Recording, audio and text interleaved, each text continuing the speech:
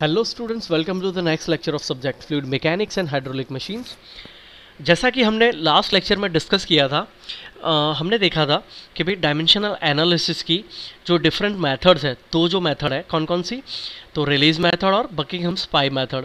ठीक है, फिर हमने दोनों में डिफरेंस देखा था कि रिलीज मेथड हम जब नंबर ऑफ वेरिएबल्स जो इंडिपेंडेंट वेरिएबल्स है 3 या 4 हो तब तक हम अच्छी तरह से यूज़ कर पाएंगे। अगर ज़्यादा होते हैं तो वो मेथड हमारे लिए एडप्ट मतलब रिग्रेस हो जाती है, मेथड अपन उसको एडप्ट नहीं कर पाएंगे। ठीक है, उसका सॉल्यूशन क्या था, तो बकिंघम पाई मेथड, जो कि ग्रुप मेथड है। ठीक है ना, जिसकी मदद से हम लार्ज इक्वेशंस को भी आराम से सॉल्व कर सकते हैं। फिर हमने देखा था भाई अलग अलग फोर्सेस जो किसी फ्लो को डोमिनेट करते हैं, जैसे हमारा प्रेशर फोर्स हो गया, इनर्शिया फोर्स हो गया, विस्कस फोर्स की बात कर ली थी हमने। और इन जो ये जो फोर्सेस हैं एक रेशियो में अगर किया जाए तो अलग अलग नंबर्स देते हैं, डायमेंशनलनेस नंबर देते हैं। तो ये जो डायमेंशनलेस नंबर देते हैं वो आपके रेनॉल्ड्स नंबर हो गए, यूलर्स नंबर हो गया, आपका मैक नंबर हो गया, वेबर नंबर हो गया, ठीक है, फ्रॉड नंबर हो गया। तो ये जो इनका जो कॉम्बिनेशन होता है, अब अलग अलग कॉम्बिनेशन से और अलग अलग रेशियोज़ के साथ में अलग अलग नंबर्स देते हैं। तो हम पहला नंबर देखने जा रहे हैं, Reynolds number. So your Reynolds number is a ratio of inertia force to viscous force. Now, what is inertia force? So, it is nothing but your mass into acceleration. And what is viscous force? So, it is stress into area, right? Now, inertia force, अगर इसको समझना है तो हमारा मास हमें पता है। Mass क्या है? It is the product of density into volume. Mass जो है हमारा डेंसिटी इनटू वॉल्यूम का प्रोडक्ट है। और यू कैन, हमें सिंपली पता है कि भाई डेंसिटी है क्या, सो it is mass by volume है। अगेन एक्सेलरेशन क्या है? It is velocity divided by time. तो इसको छोटे छोटे हम फॉर्म में ले जा रहे हैं सो दैट हम उसे आराम से सॉल्व कर सकें, उसके बेसिक डायमेंशन में डिराइव कर। हमने देखा था कि भाई एक पॉइंट जो था कि भाई हमें क्या पॉइंट याद रखना है कि भाई किसी भी डायमेंशन या किसी भी डिराइव्ड फंक्शन को हमें रो वी एल के फॉर्म में लिखना है या फिर म्यू वी एल फॉर्म में रखना है। ठीक है, जो मोस्ट एडप्टिव मेथड हम यूज़ कर रहे थे,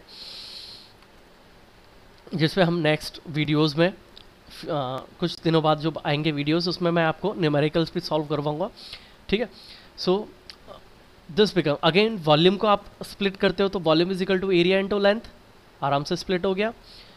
ठीक है, अगेन वेलोसिटी बाय टाइम को स्प्लिट करना है, so what is velocity? It is length per time, हो गया, चलो वो भी अलग हो गया। और अगर हमें लेंथ पर टाइम देखना है तो इट बिकम्स वेलोसिटी। ठीक है, तो हमने 3 फॉर्म में लिख दिया। एफ आई मतलब इनर्शिया फोर्स को 3 अलग अलग फोर्सेस में जो हमें डायमेंशंस चाहिए वो अलग अलग डायमेंशंस में हमने कन्वर्ट कर लिया। पहला है हमारा डेंसिटी, दूसरा है वेलोसिटी और तीसरा है length. So final equation F I is equal to rho into we square into L square मिल जाएगा। अब हम विस्कस फोर्स की बात करते हैं। So viscous force it is nothing but stress into area. ठीक है, shear stress into area. Now what is stress?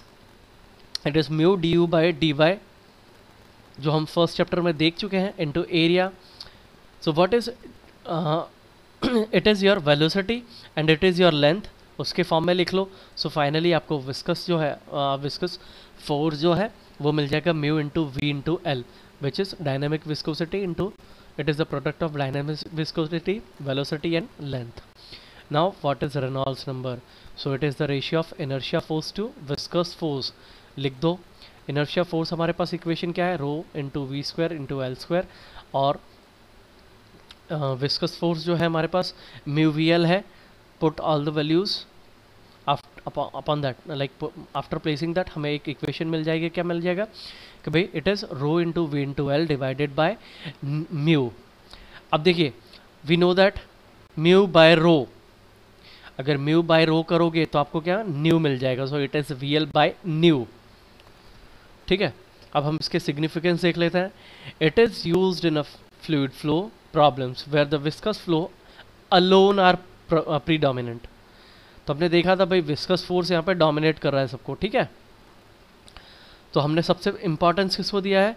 If the viscous force is of primary importance, the dynamic similarity is said to exist between the model and prototype. Hence ऐसे cases में जहाँ पे हमारा viscous force ज़्यादा important है, ठीक है, तो वहाँ हम डायनामिक सिमिलरिटी किस में देखेंगे, जो हमारा मॉडल और प्रोटोटाइप है उसमें हमें रेनॉल्ड्स नंबर को ध्यान में रख के चलना है, ठीक है।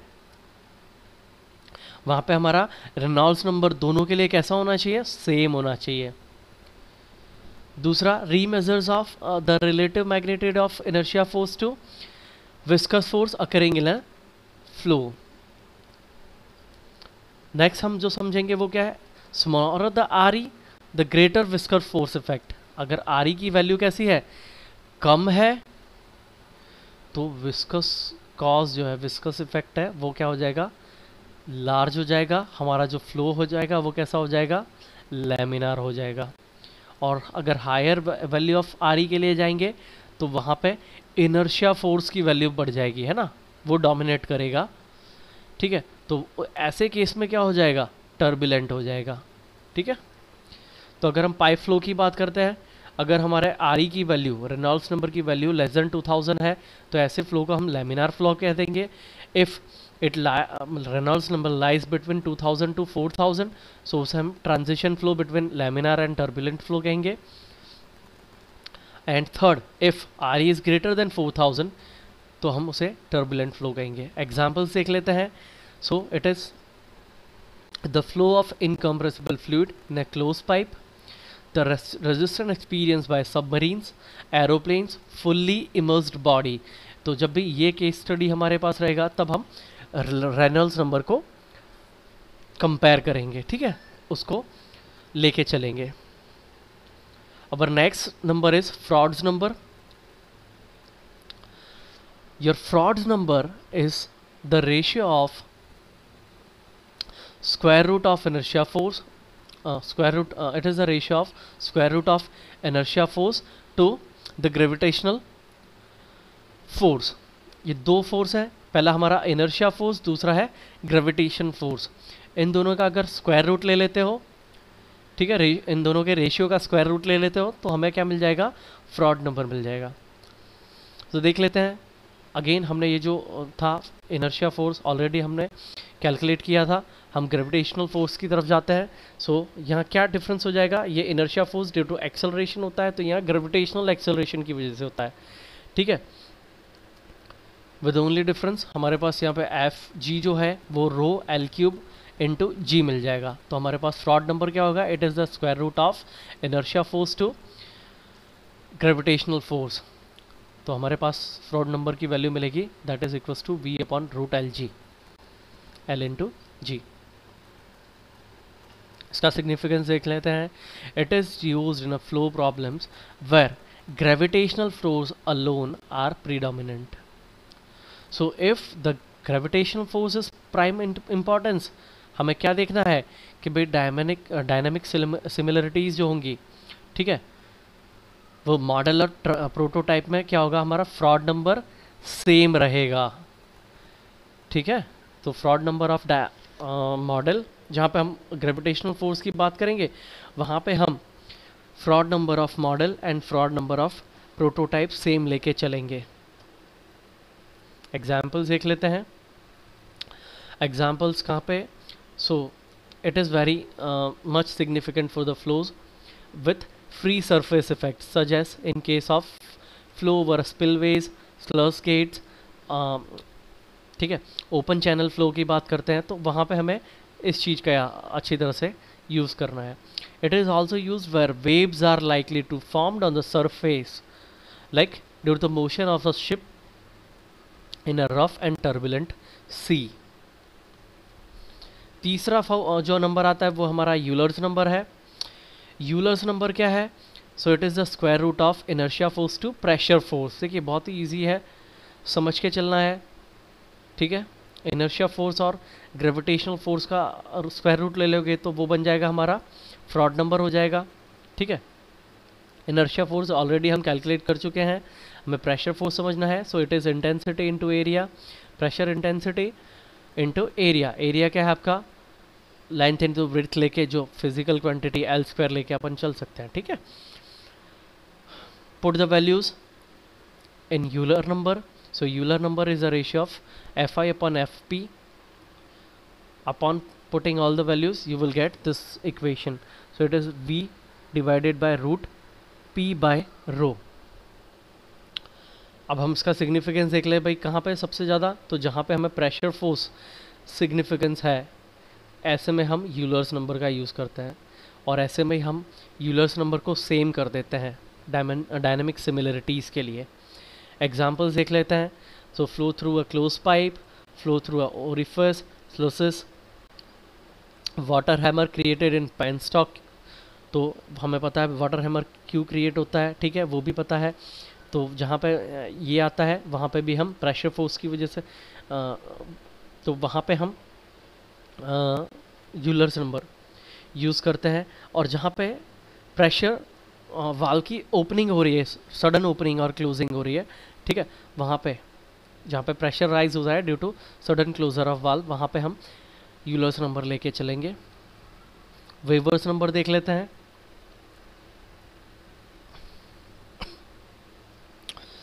So your Weber number is the square root of ratio of inertia force to surface tension force. ठीक है, inertia force हमारे पास inertia force is equal to rho into v square into l square है. surface tension force हमारा sigma into l है. ठीक है, put the value.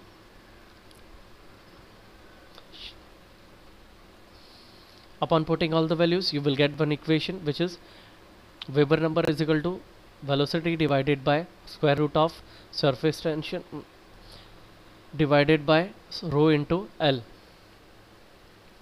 Significance हम समझेंगे. So it is used in a flow problems where surface tension forces alone are predominant.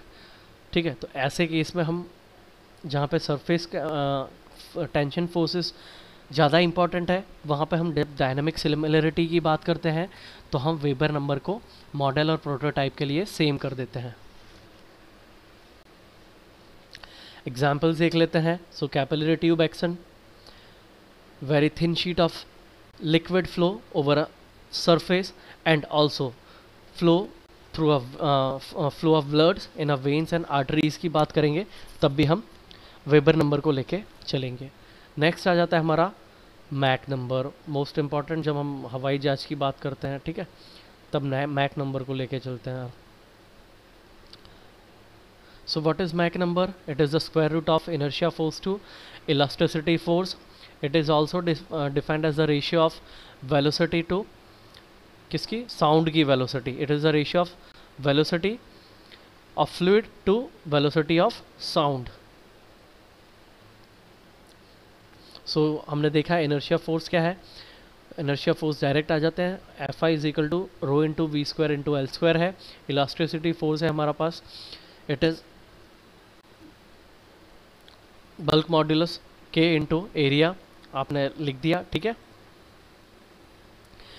उसका square root का ratio ले लेते हैं, स्क्वायर रूट में रेशियो ले लेते हैं, ठीक है. So upon solving you will get मार्क number is equal to we upon root k by rho. So this root k by rho is nothing but your velocity of sound. ठीक है. Significance क्या है कि भाई जहाँ पे इलास्टिसिटी फोर्स ज़्यादा है, ठीक है, प्राइम इम्पोर्टेंस वाला है, वहाँ पे हम Mach number for model and Mach number for prototype को सेम कर देते हैं. सबसे ज़्यादा हम मतलब predominantly will used in a problem which is compressibility. Fluid compressibility is very important. देखिए थोड़े हम और अच्छे डीप में जाते हैं. ये जो वैल्यूज़ है वो क्या बता रही है, if velocity of fluid is greater then velocity of sound, तो हमारा मार्क नंबर है वो क्या हो जाएगा, ग्रेटर देन 1 रहेगा.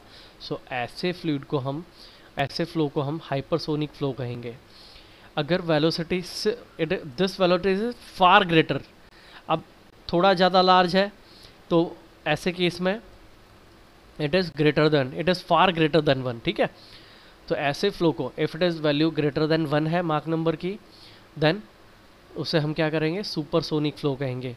अगर वैल्यू सेम हो जाती है तो इसे हम सबसोनिक फ्लो कहेंगे. और velocity of fluid is less than velocity of sound, तो मैक नंबर लेस देन 1 होने वाला है। ऐसे फ्लो को हम सबसोनिक फ्लो कहेंगे। कहाँ पे यूज़ होता है? It is use in compressible flow where density variation is significant. Examples देख लेते हैं। इसके एग्जाम्पल्स हैं aerodynamic testing, that means missiles वगैरह के लिए हम बात करें, हमारे जो प्लेन वगैरह हो गए उनके लिए बात करें, तो वहाँ पे हमें मैक नंबर की ज़रूरत पड़ती है, ठीक है। फिर वाटर हैमर इफेक्ट्स के लिए भी हम यूज़ करते हैं the flow of gases exceeding sound velocity, तो ऐसे केस में भी हम मैक नंबर का यूज़ करते हैं। चलिए आज के लिए इतना रखते हैं। Thank you for watching.